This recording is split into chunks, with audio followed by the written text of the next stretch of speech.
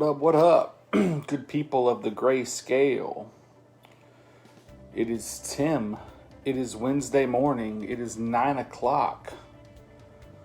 Which means it is time for 10 Minutes with Tim, where I give you 10 minutes worth of my 2 cents. Yeah, that's what it means. We do this every Monday, Wednesday, Friday at 9 o'clock. I hope I didn't say 10 o'clock. Did I say 10 o'clock or 9 o'clock? There's a box lid in the way right there on the video. I'm going to try to move it a little bit. Okay. That was a little bit awkward. So yeah, 9 o'clock, Wednesday. Time for 10 Minutes with Tim, where I give you 10 minutes worth of my 2 cents. So man, I'm trying to get back into the gym. And I went one day last week. So that was good. And then I went yesterday. I went yesterday. And now I think if I go back today, that's like 100% improvement rate, right? Or if I go tomorrow, either way. But I'll probably try to go today. 100% improvement over last week, which I think is good. But that's not why we're here. That's not what I want to talk about.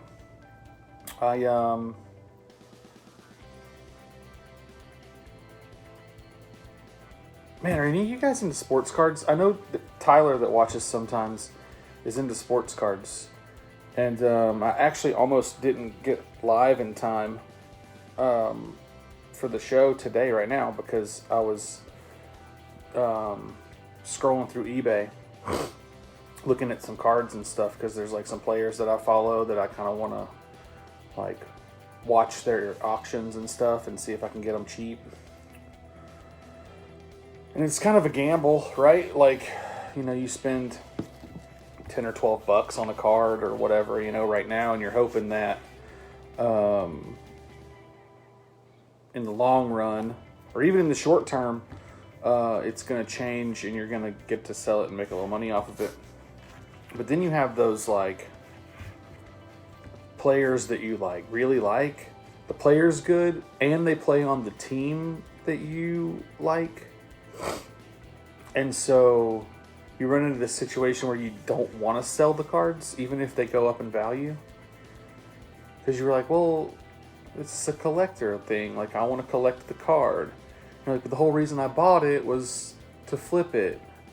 So if it goes up, I should sell it. And you're like, and you're torn, man.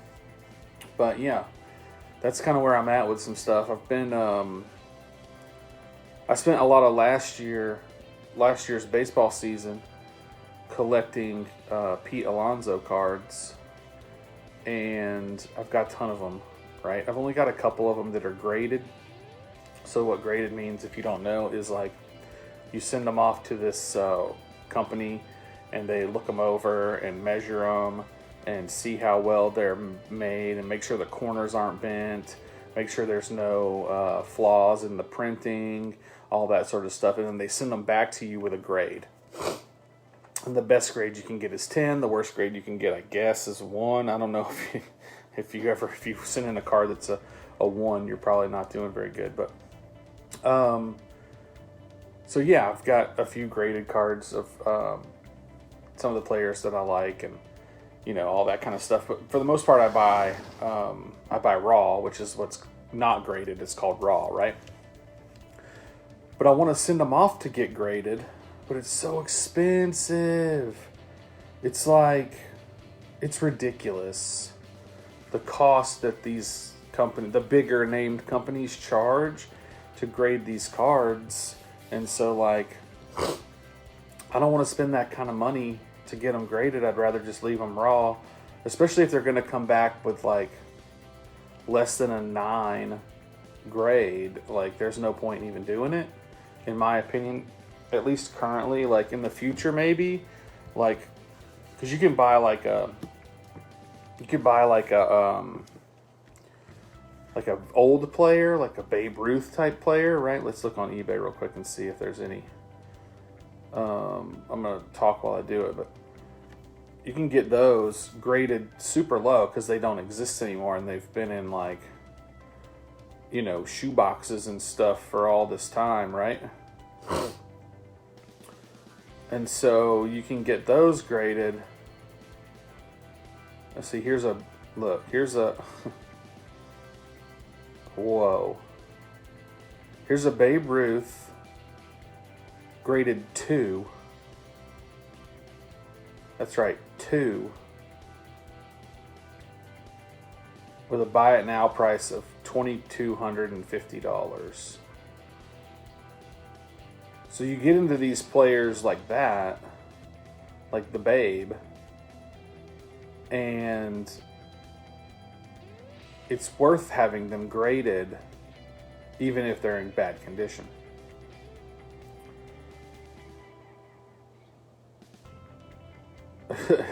Here's a Babe Ruth PSA 1.5. It's graded 1.5. But the guy says it looks like a 2. It's $5,200. Oh my gosh. But yeah, that's kind of the state of things, right? Is like, cards are super weird. Let me look up this LeBron. Hang on.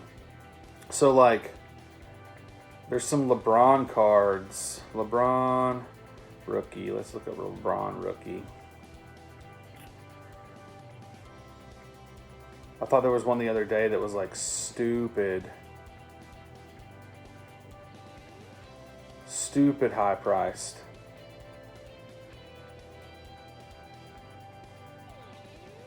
These LeBron rookies aren't very expensive, actually. But anyway. So yeah, I was almost late getting to the show because I was looking up cards and stuff. If anybody's into the sports cards that watches the show, I know Tyler is. We should get together and chat about sports cards.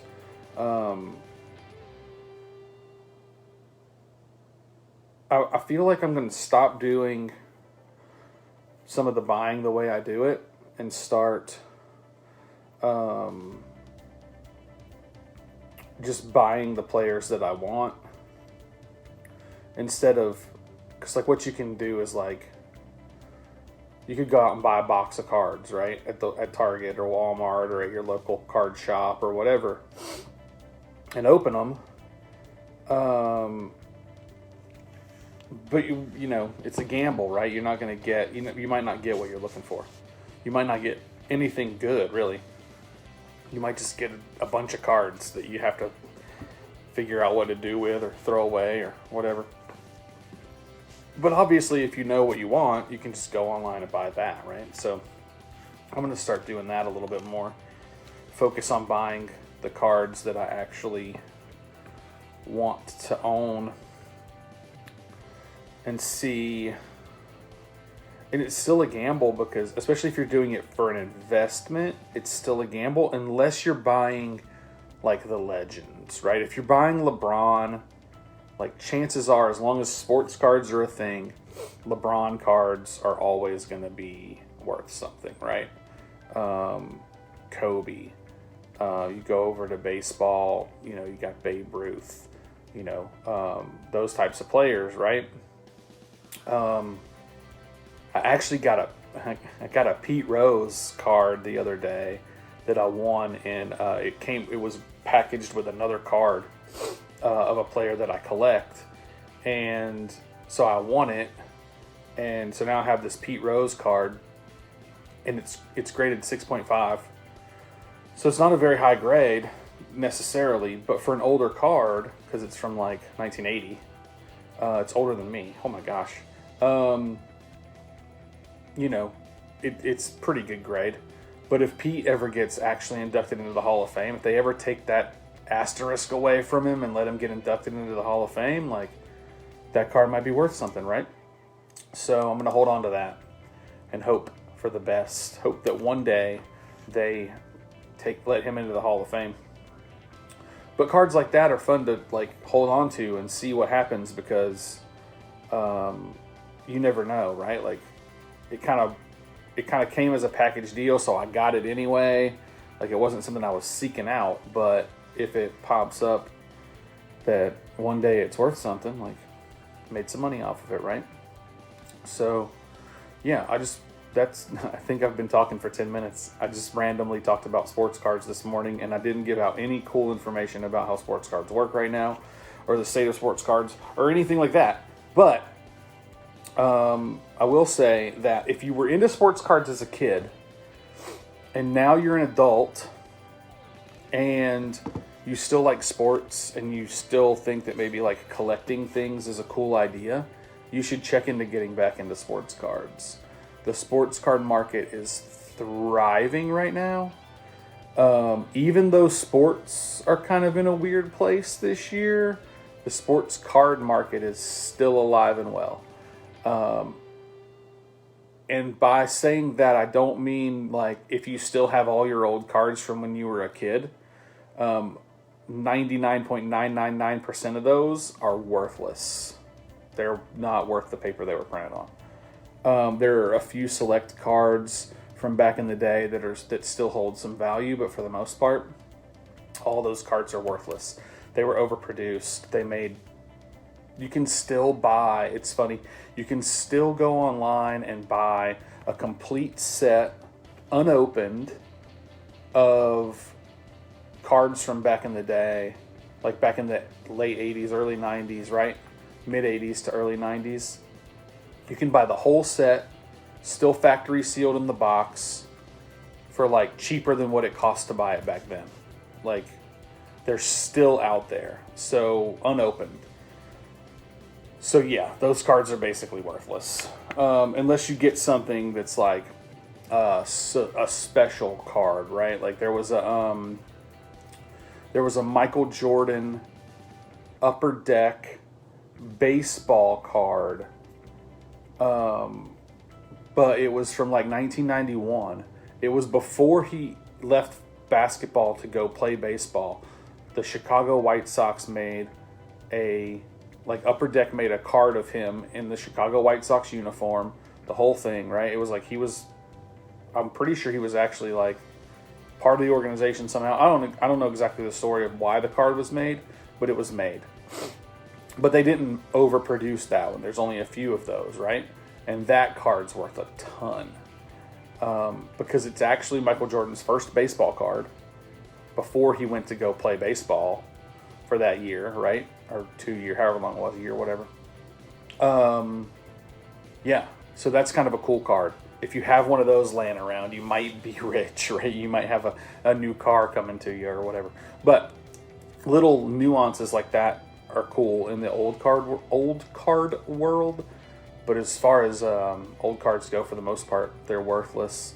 If you like football, like big name rookie quarterbacks are the way to go. Like if you think your team's new quarterback, like if you're a Dolphins fan and you go pick up a bunch of Tua cards and he turns out to be a beast, like you're going to win, right? But if he turns out to be a flop, you're not. Like if you went out and thought Josh Rosen was going to be the next Dan Marino, even though, Dan Marino never won the Super Bowl, but point being, if you thought Josh Rosen was going to be the next big thing and you went out and bought a bunch of Josh Rosen cards, chances are you lost. I don't think Josh Rosen's going to get a chance to play in the league too much at this point. I think it's too late.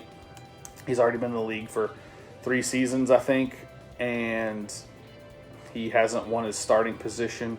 He's, kind of the Ryan Leaf, right, or whatever.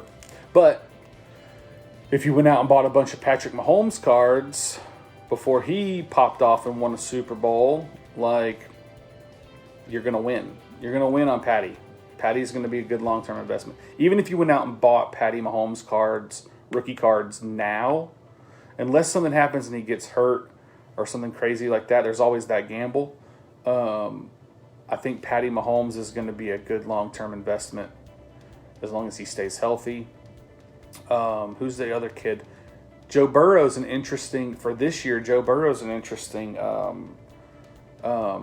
buy because right now his cards are hot because he's the number 1 overall pick in the draft, that kind of thing, right? But if he turns out to be another Bengals quarterback that's just not that good, right? If he turns out to be whatever, the Baker Mayfield type player, you know, it's going to be, you're going to lose. So it's kind of a gamble, but it's kind of fun. So if like you happen to be an LSU fan that's also a Cincinnati Bengals fan or something, and you want to go out and buy a bunch of Joe Burrow cards just to have them, like it'd be cool, and you might make some money one day. Who knows, right? So anyway, I'm well over 10 minutes, I think. And yeah, well over 10 minutes. But yeah, if you were into sports cards when you were a kid, you should definitely go check them out. See about getting back into it, man. It's a pretty cool hobby right now. I got sports cards all over my house, like, that I don't even have a place to put anymore. I got to do something and get rid of some of them, that's for sure. I got to start listing them on eBay. That's what are all the time. All the time is taken up by trying to resell the stuff that you have, that you get that you don't want, right? So I got to figure that part out. But yeah, that's it. That's 10 minutes with Tim. My random ramblings about sports cards. Yeah, I got nothing else. Grayscale's going black. Thanks for watching.